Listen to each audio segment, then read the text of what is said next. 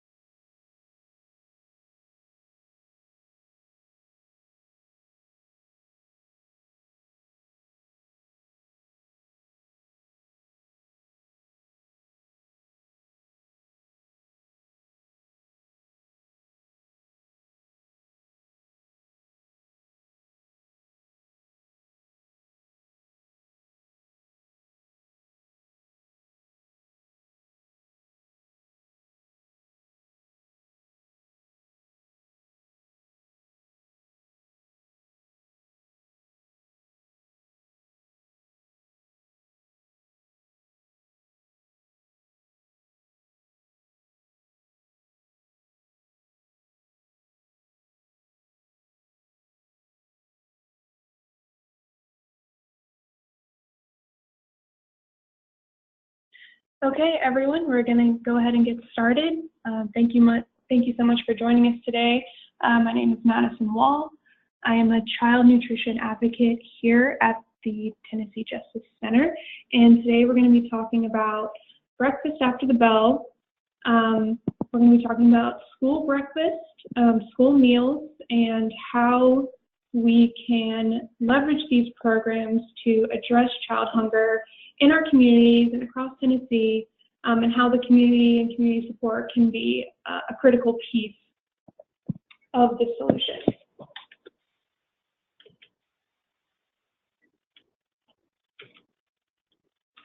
Okay, so we're going to get started and just talk about the breakfast landscape, what participation currently looks like across the state, and where there are opportunities to improve breakfast participation.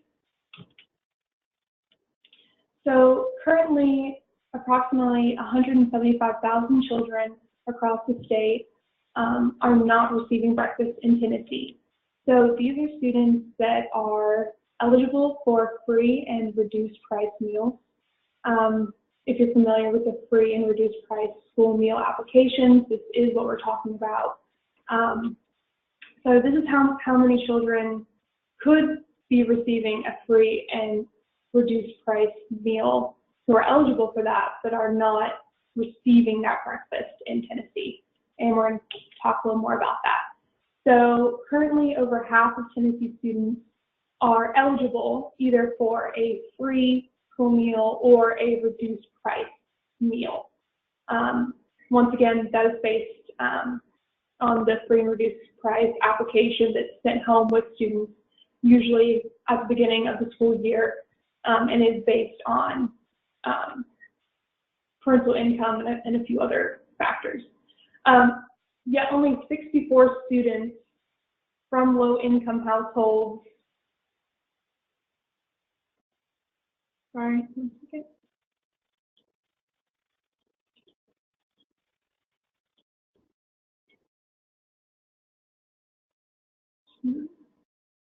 Okay, sorry about that. Yet only 64 students from low-income households 8 school breakfasts for every 100 that received free or reduced price lunch. So you can see that while lunch participation is reaching these students that are eligible for this program, only 64 out of 100 that are eligible are getting that breakfast.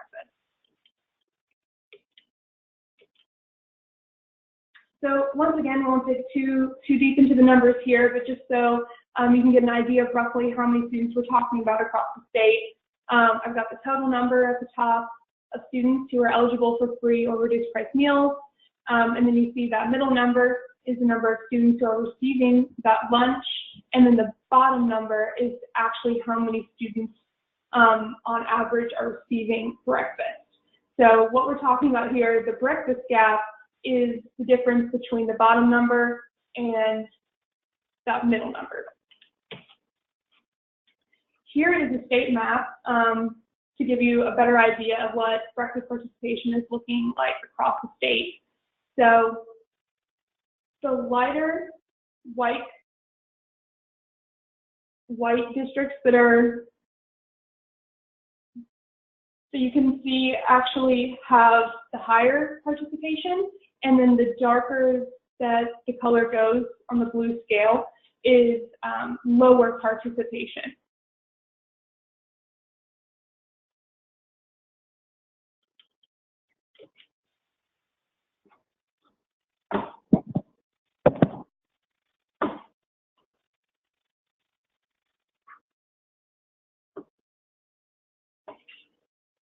Okay, so here is another illustration of the breakfast gap. This is just an example of counties that we pulled the data for. We do have this data across the state, but we just wanted to give an example of what kind of data we can provide and what it looks like. So in Knox County, you see the total number of schools, 93, what their average breakfast participation is, 54, and the third column is how many kids would need to eat breakfast to reach a 70% rate of participation. So to reach that benchmark, you would need to add an additional 4,361 students. For Rutherford County, you can also see the numbers there and their participation at 62%. And then here in Polk County, they have 6 schools. Participation is around 54%. And in order to reach 70% participation, which once again is just a rough benchmark, that's 226 kids that would need to be added to reach that.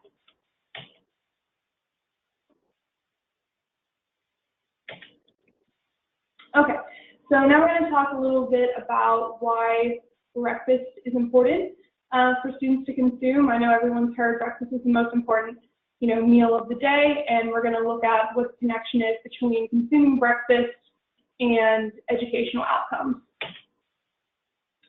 So breakfast at school improves students' cognitive function, it improves their attention and their memory, it has an impact on attendance and chronic absenteeism, and it also improves behavior, and there's evidence to show that consuming breakfast also helps boost student achievement, so their math, their vocabulary, and their problem-solving skills.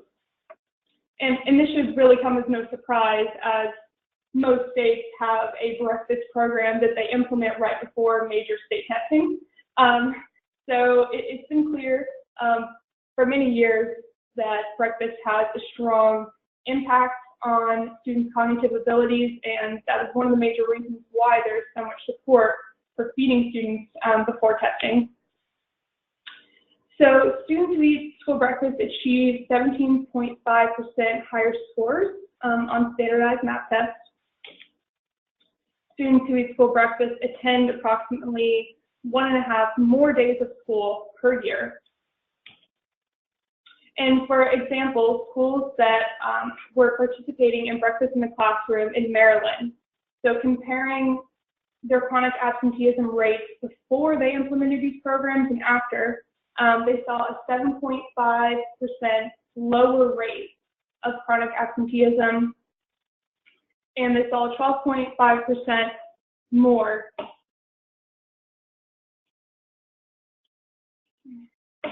likely to achieve proficiency on math tests.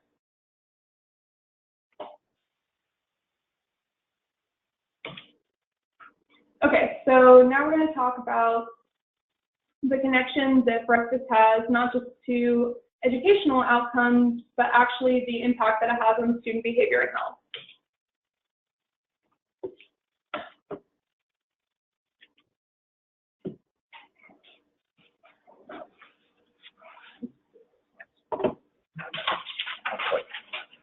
Sorry, we're having a couple of technical difficulties, so I'm shuffling around some papers.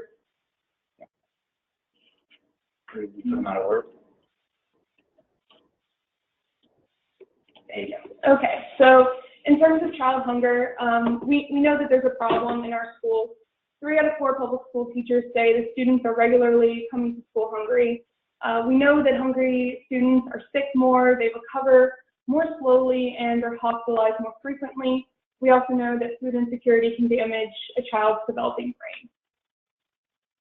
Students experiencing hunger are more likely to be absent in tardy, repeat a grade, and exhibit behavioral problems.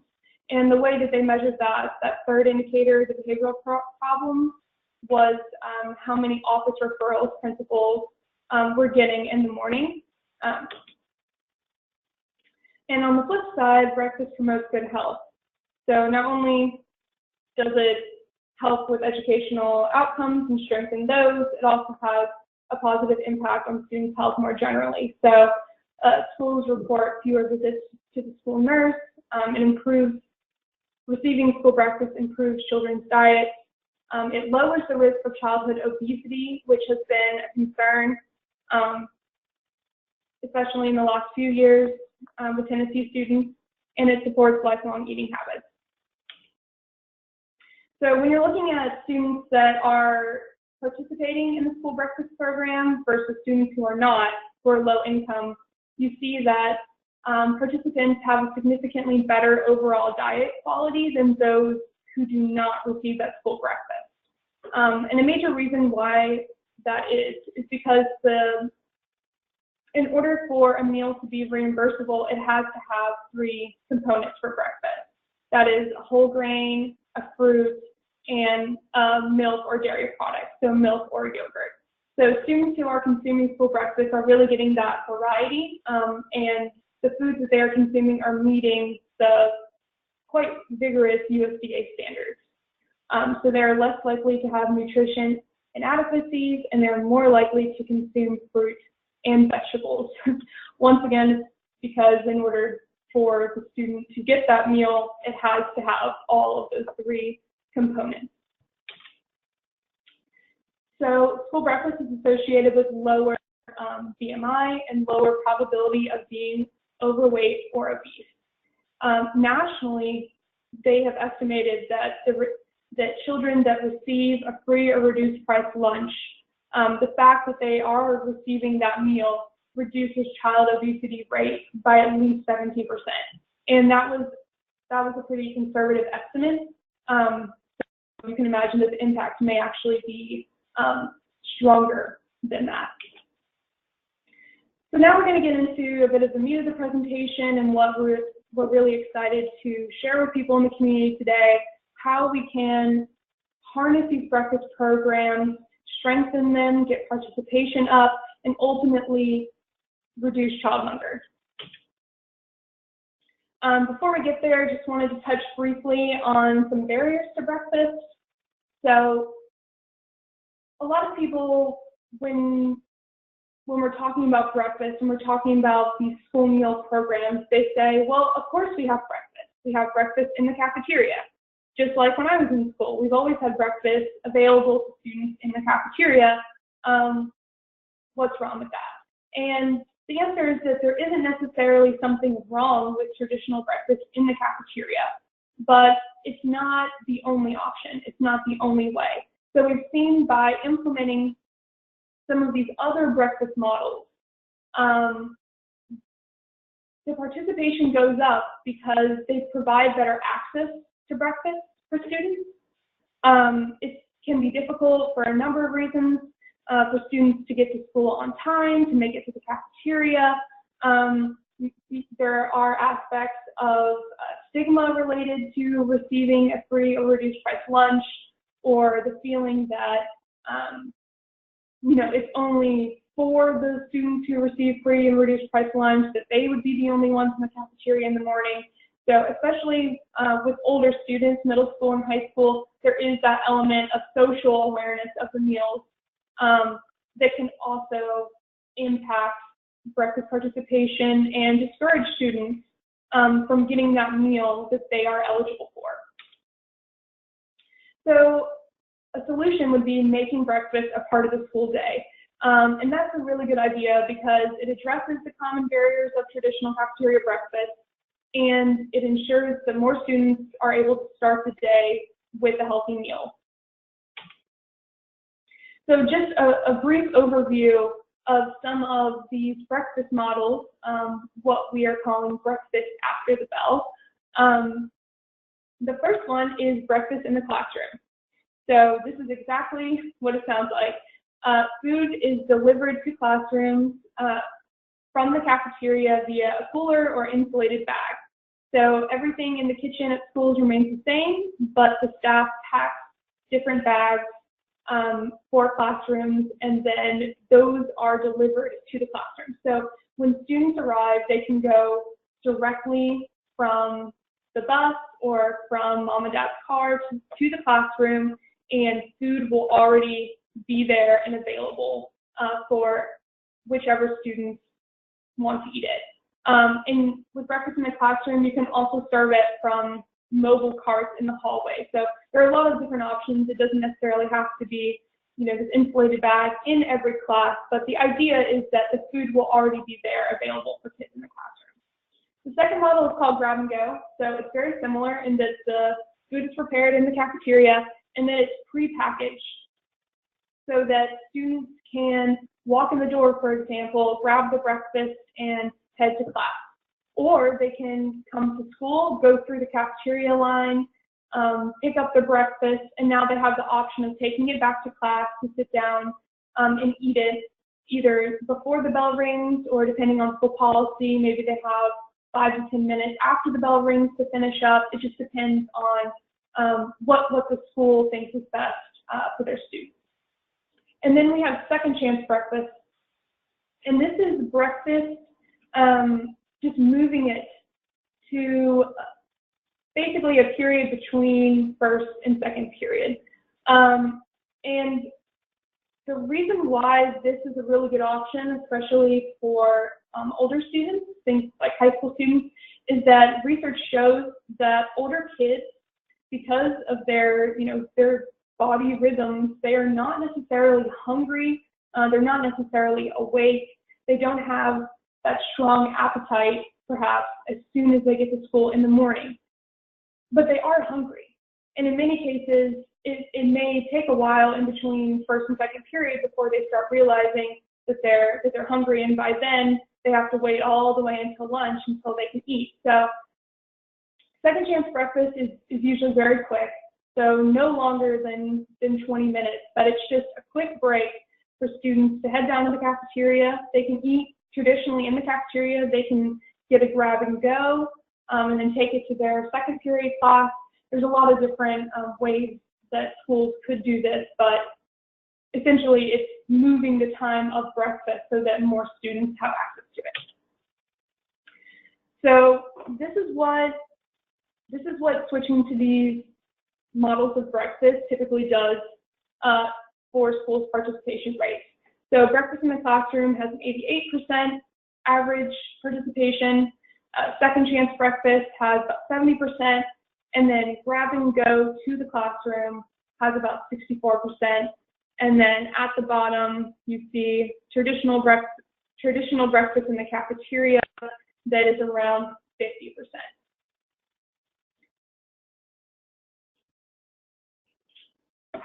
And I will say that the analysis of these participation estimates were based on a total of 798 schools in 8 different states.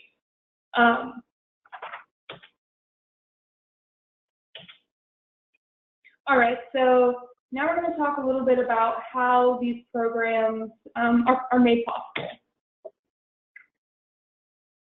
So in 2010, we got the Healthy Hunger-Free Kids Act, and as a part of that, they introduced an option called the Community Eligibility Provision. And so essentially what this program does is it allows high poverty schools to apply for free meals for all students. It's essentially based on SNAP participation, and just as an aside, SNAP participation is also tied to other low-income education funding streams, such as Title I. For schools that are participating in Community Eligibility Provision, or CEP, it eliminates that free and reduced price paperwork that families collect. Instead, students are directly certified based on their status, and so it reduces a lot of the application barriers by automatically certifying those students. So there's no more free and reduced paperwork. Once again, it provides free meals for all students, regardless of whether they would have qualified for free or reduced meals. It's blanket for the entire school. And schools may apply as a district, as a group of schools, or as a single school. There are a lot of different ways in the application process that a school could potentially be eligible, even if you look at their numbers and they don't exactly have a 40% identified student percentage. It's depending on how they're grouped with other schools in that district, they could be eligible. So this is really a very individual choice that schools could make. And the third thing is that the free meals really encourage program participation. So free meals for all students increases access to breakfast, and it decreases stigma. And it also makes it a lot easier to implement some of these alternative models, these breakfast after bell models. There are other funding options besides CEP. It's possible to provide universal breakfast for all students. It's possible to keep, collecting the free and reduced price applications. There are a lot of options. I'm not going to necessarily dig into the weeds right now, because once again, it is a very individual situation depending on what the numbers look like. But we are available to work with anyone who's interested in Tennessee, and to work with the school district and individual school leadership to explore these options and see how they could increase their breakfast participation, and how they could potentially bring free meals for all students to their schools. And earlier I mentioned that it's tied to funding streams, so I just wanted to give an example of what that could look like. So in Tennessee, we were talking about that breakfast gap, how many students were not receiving breakfast that potentially could. So across the state, if we saw 29,039 students, more students eating breakfast each day, that would roughly translate into an additional $7.5 million in federal child nutrition funding. And to break that down further, we'll give an example of a more rural county and what that could look like to them. So if 600 more students were eating breakfast each day in Robertson County, that would translate into an additional $180,000. And that would go to the district. And in some districts that have increased their participation considerably in the past few years, I'll use the example of Shelby County. So they have increased their breakfast participation by a considerable amount. They're just a little bit shy of hitting that 70% participation benchmark because their district has had more federal child nutrition dollars coming in.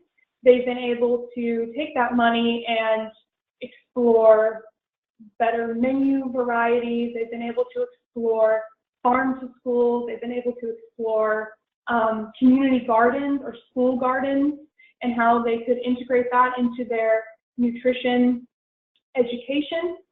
So it really depends on what the district wants to do, but higher participation leads to more funding opportunities, and then the districts can make their decisions from there of how they want to reinvest that money to strengthen their program. So putting it all together, I'm just going to talk a little bit about what we can do, how we can help make this happen in communities. So we can leverage resources and expertise. We have several national partners that have been doing this work, that have been deeply engaged in this work across the country and in our neighboring states. So in North Carolina and Kentucky, there has been essentially an explosion of these programs, as well as in Virginia, Maryland, and several other states, even Texas.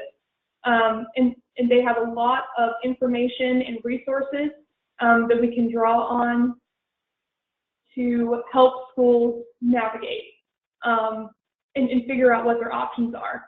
A second thing that we can do is that we can go in and talk to local policy makers. We can go in and talk to stakeholders, even if that may not necessarily be possible for someone who is very interested in these programs and would want to see these programs in communities, but that's a bit of a leap. That's something that we are happy to do, is go in and have these conversations and just see what the options are. We can help individual schools plan programs.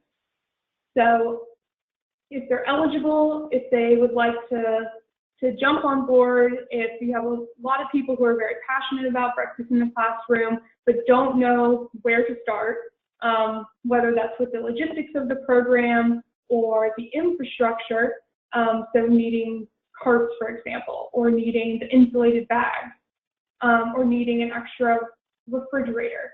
So these are the type of things that we can help schools plan for.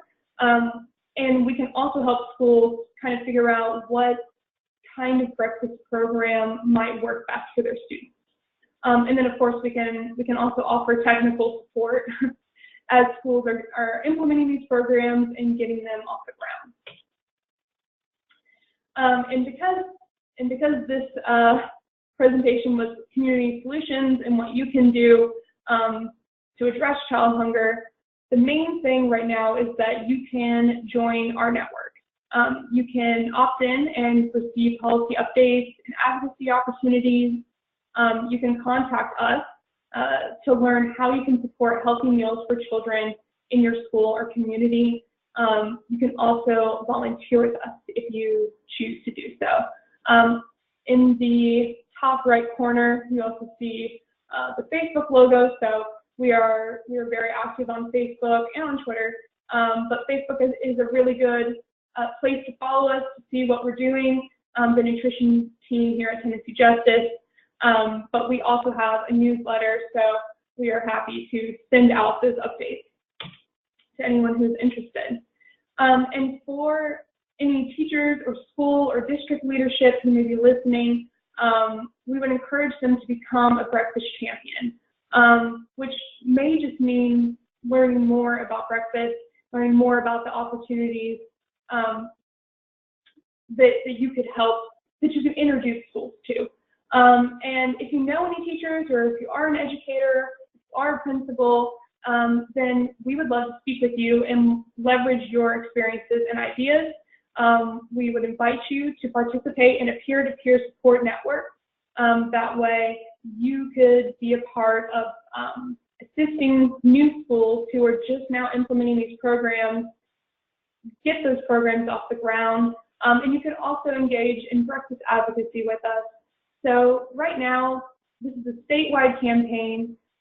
We are open to working with anyone who sees the need in their community and is interested in using the federal programs already in place to feed more students.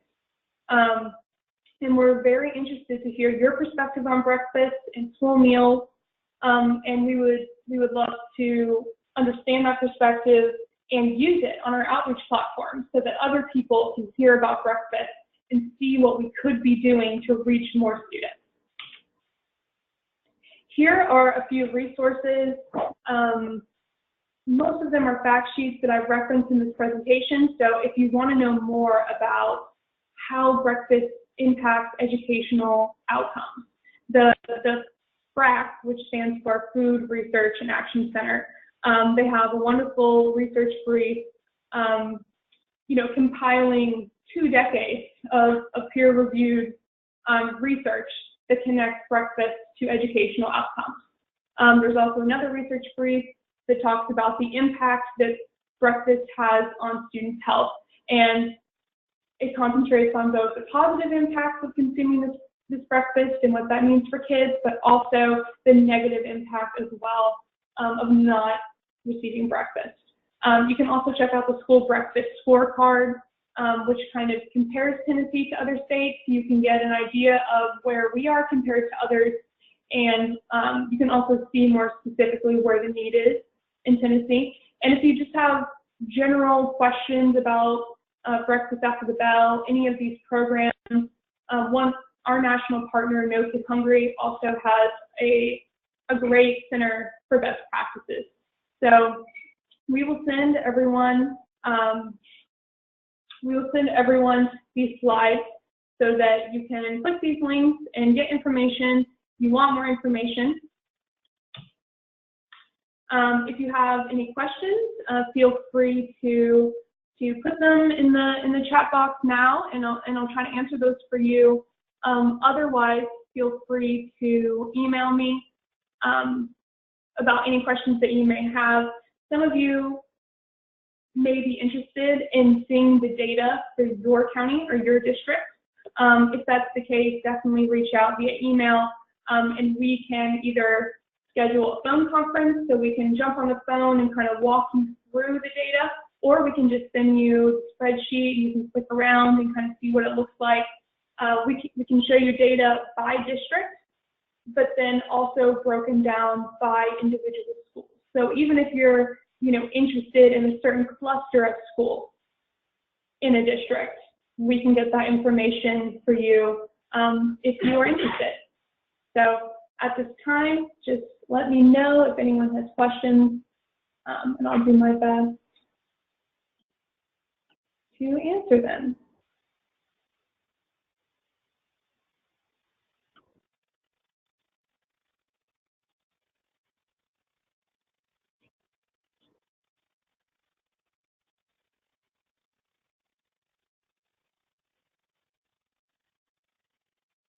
Okay, it looks like we don't have any questions at this time. So thank you so much for tuning in today. Please feel free to reach out with any data questions. And if you are interested, we'd love to have you follow our newsletter for advocacy opportunities.